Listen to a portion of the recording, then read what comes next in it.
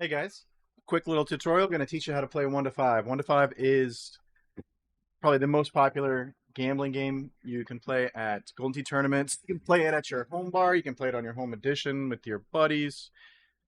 Um, Basically, it's out of the box, a little game that once you're familiar with it, you can easily communicate with other players. Hey, I want to play this gambling game, and you both kind of already know the rules. It's going to be less finagling and figuring things out as far as what happens in this situation and the other. So it's 1 through 5. So 1, 2, 3, 4, and 5 all have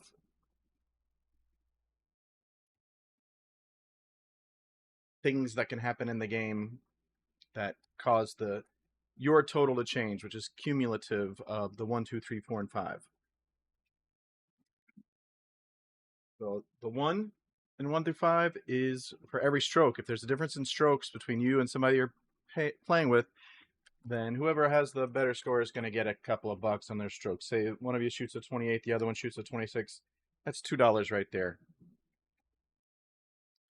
The 2 and 1 through 5 is for great shot points. Every time there's a great shot event in the game, not for every great shot point that you have. We're going to jump straight to the 4. That is for hole-in-ones, like that.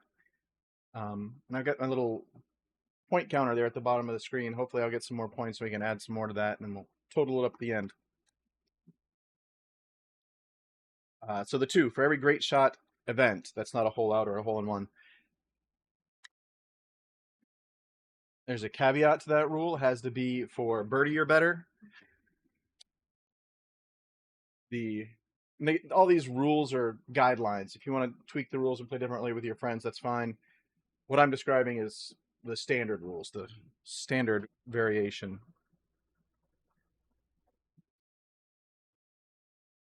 Might be an oxymoron, huh? Standard variation.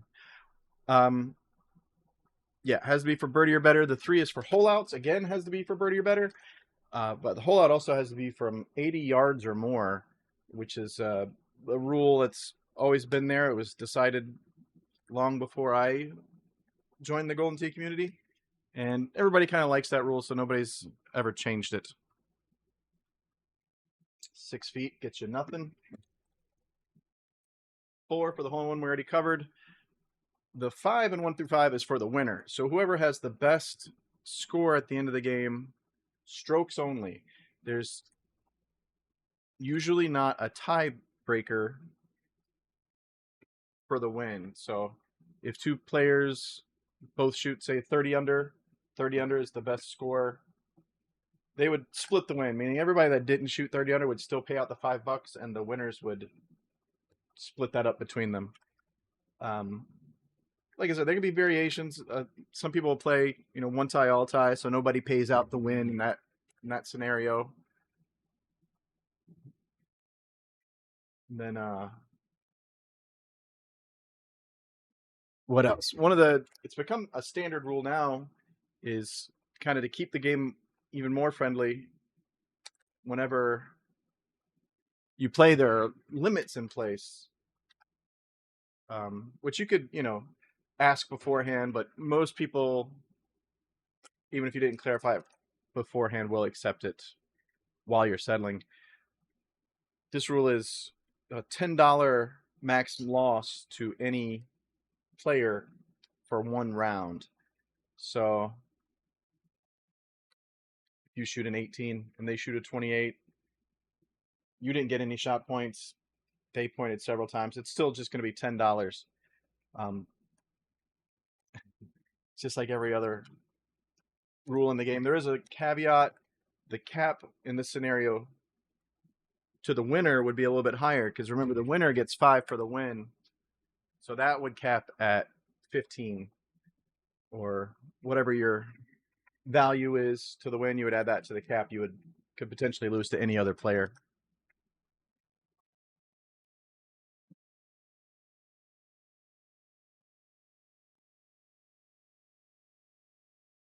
Not enough, really.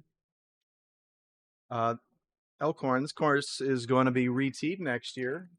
So you got about 2 months to see these old tees before they get taken away for God knows how long until mixed tees come out at the end of the next course year. We'll see.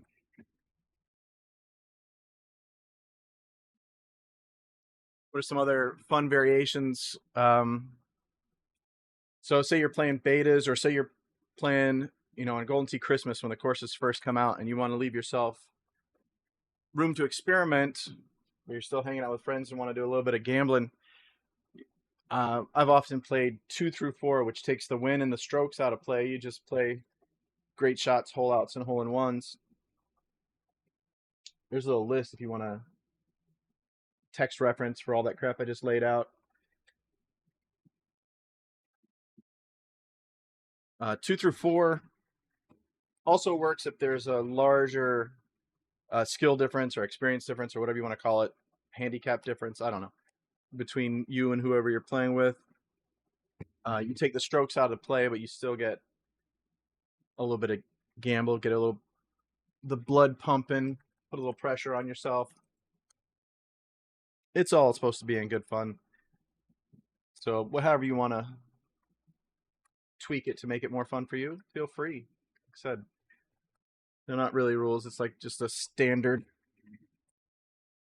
form of the game. But yeah, everybody occasionally has those nightmare rounds where they can't point. Pointing is very important in this game. Obviously, 3 of the 5 numbers are just for pointing. But yeah, you don't want to slaughter anybody. So it's always fun to play with those caps. And when I go to tournaments, they're usually understood to be in place. $10 to any given player, or $15 to the winner. If you got any questions about that, be sure to let me know. I'll try to clarify it as far as, the standard variation. I still feel like that's an oxymoron.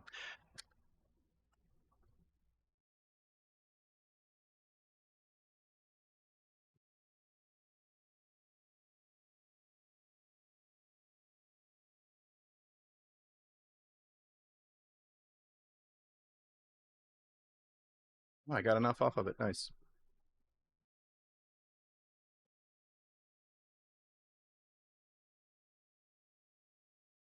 The only downside to those limits is if you do have that,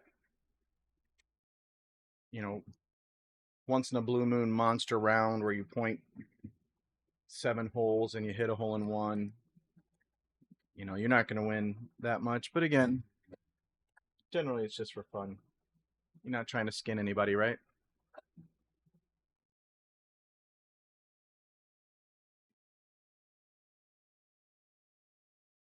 Good thing this is just stats play, especially with the upcoming stroke limit on 17.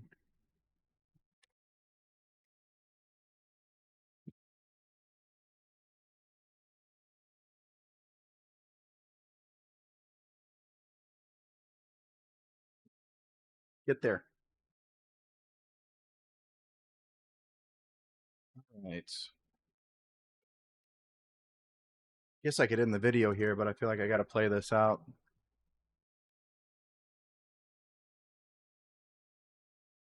Also, this is about take 700 of me trying to make this video for you, so it feels like I sped through that explanation. Now you know why.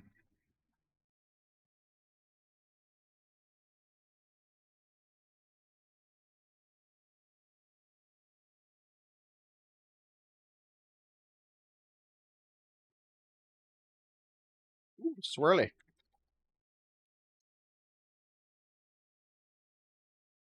All right.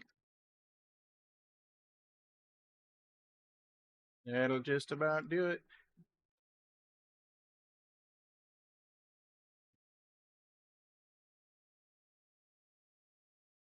Oh, so much hang time. All right, so we ended there. 27 is the score. I got 4 in points.